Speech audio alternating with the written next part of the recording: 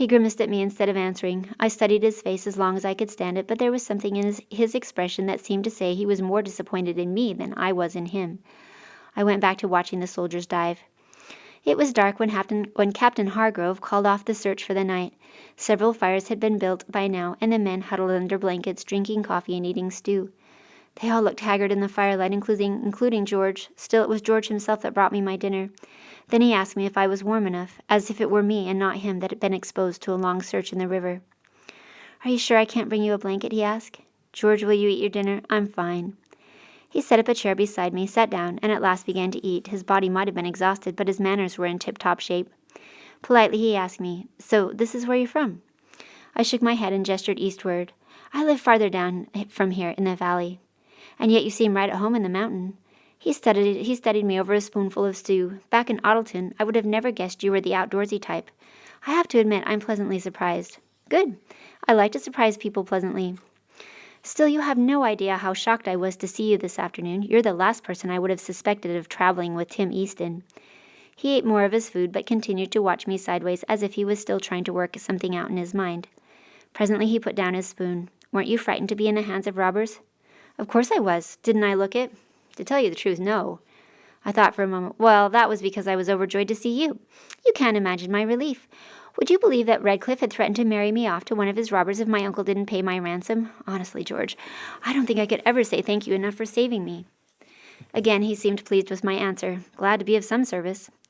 We continued to talk about Ottleton and the acquaintances we shared, laughing over the incident about the shoe in the koi pond, which was all the funnier now that both of us were rested, warm, and well fed. All in all, it was the nicest part of my trip so far. It would have been even nicer had we not had an audience. George seemed to entirely forget that Richard and Timothy, who could have knowledgeably participated in our conversation, having only recently been to the same parties that we had, were only 10 feet away from us, eating cold stew and listening to everything we were saying.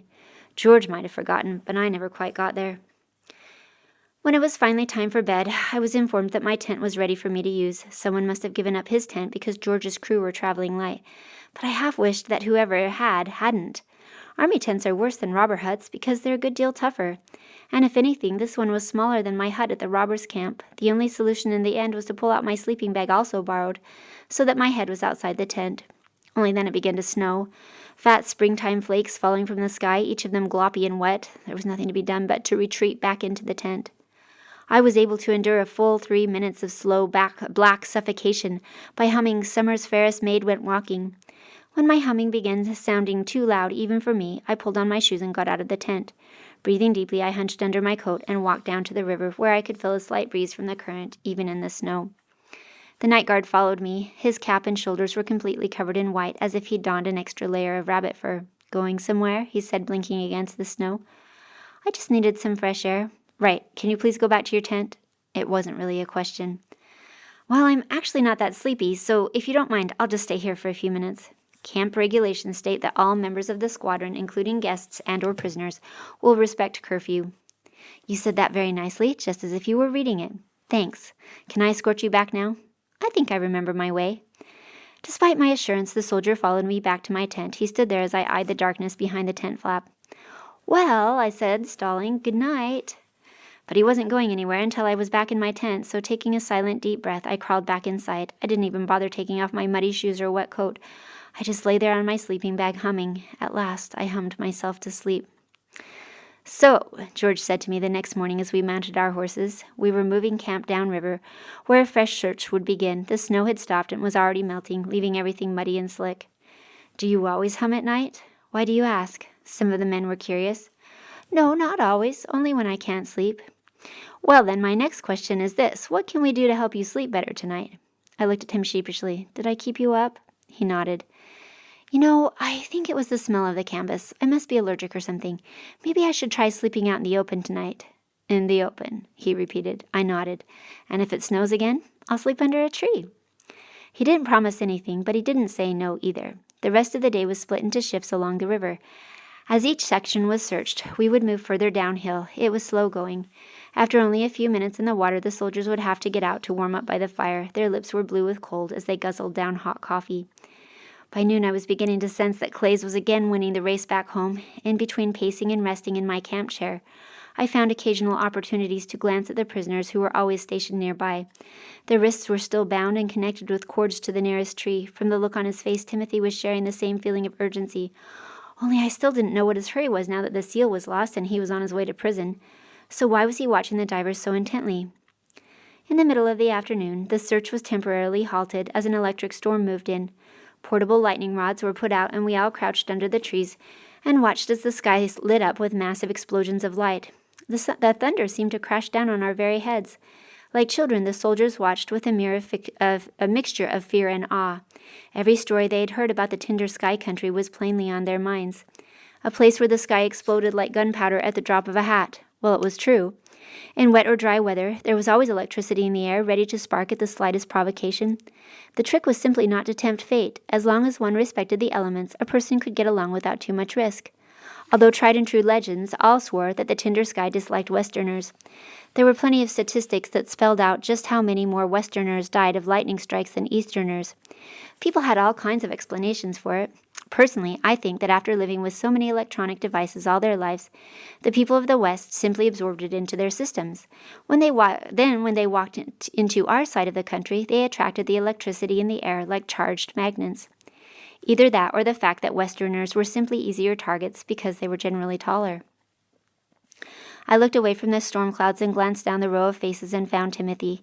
Instead of the sky, he was staring at the river with a fierce kind of concentration. "Let it go," I wanted to say. "The seal wasn't yours to begin with." Still, I had never known Timothy to want anything so badly. It almost made me wish I had hidden the box without ever opening it. If that had been the case, I could almost make myself forgive Timothy for simply stealing. But the fact was that I knew what had been in the box, and I knew that it was too risky to let it fall into anyone's hands but the rightful owner himself. That seal belonged to Prince Henrik, the heir who was to be crowned any day now. It needed to be returned to Ottleton. So why didn't I just tell George Hargrove that the seal wasn't actually at the bottom of the river being carried down to Easton? Because even though I knew that Timothy was guilty, I still didn't want him to go to jail. I loved his family too much to see them in that kind of pain. And I suppose I didn't like the idea of Timothy being incarcerated either. For all his faults, he was still a decent man. Didn't he give me his only blanket to sleep with while he slept on the wet, cold ground? And back at his apartment building, he could have easily driven off without me while I was racing down the stairwell. And I couldn't forget that he kept Richard from attacking me with his rider's crop. I looked back at Timothy. Instead of the river, he was looking at me now. Again, I saw that disappointed, confused expression. Feeling confused myself, I looked away. Why did he look at me like that, as if I had betrayed him? All right, I did actually betray him, but why did he seem surprised about it? What would make him think I could condone stealing national treasures? When the storm passed and it was safe enough to go back into the water, George ordered one last search before the sun went down. I returned to my chair, wishing I had a book or a magazine. Instead, I distracted myself by plotting a dialogue in my head in which I convinced George to construct a canopy for me to sleep under tonight. It involved a lot of smiling, teasing, and a very subtle poor me routine. My plan must have been a good one because that night I got my canopy. I don't know what all the fuss was about. It only took 30 minutes to take the old tent along with several ropes and some posts, which had to be cut down from trees, to make a very nice canopy. It all seemed very simple. It was beyond me why people were complaining and muttering things like nut job and princess. George found some extra blankets and attached them to the long sides, leaving the front and back open to the fresh air. I felt like kissing him when it was all done, but I restrained myself. That night I went to bed happy, knowing that I was finally going to get a good night's sleep. I buttoned my coat up tight and crawled into my sleeping bag. The camp was quieting down, and I could hear the quiet chatter from the river as well as the distant sound of rumbling thunder, echoing in the hills.